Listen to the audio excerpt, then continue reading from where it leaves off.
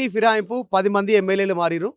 Last రోజు చివరి supreme court తీర్పిచ్చినటువంటి సమయం గడువు ఏదైతుందో సాయంత్రం పూట 7:30కు ఒక లెటర్ పంపిరు. ఆ లెటర్ బీఆర్ఎస్ నాయకులకు చేరింది. దాంట్లో కడియం శ్రీహరి నేను పార్టీ మారలేదు, బీఆర్ఎస్ పార్టీలో ఉన్నా, నా బాస్ కేసీఆర్ అంటుర్రు. ప్రస్తుతం తాటికొండ రాజయ్య ఉన్నారు, మాజీ ఉప ముఖ్యమంత్రి, మాట్లాడదాం. కడియం శ్రీహరి కేసీఆర్ మా బాస్ అంటుండు.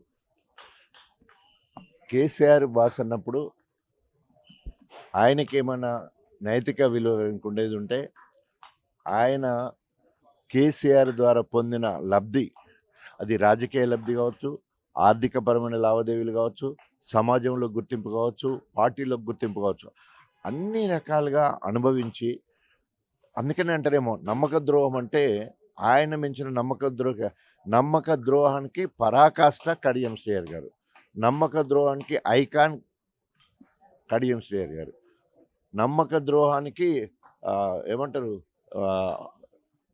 కింగ్, ఎంపరర్, కింగ్లకే రాజులకే రాజు లెక్క, ఎంపరర్ లెక్క. అంటే అంత నమ్మక ద్రోహంలో ఆల్ ఇండియా ఫస్ట్ వస్తారు. ఎందుకంటే ఒక్కరిని కాదు కదా, ఎన్టీ రామారావుకు అన్యాయం, ఆయనకు ఎన్ని పోటీ ఓడిచాయి, చంద్రబాబు నాయుడుకి ఎన్ని పోటీ ఓడిచాయి, మళ్ళా కేసీఆర్ గారికి అన్నిటికంటే ఎక్కువ పదవులు ఇచ్చింది కేసీఆర్ గారు.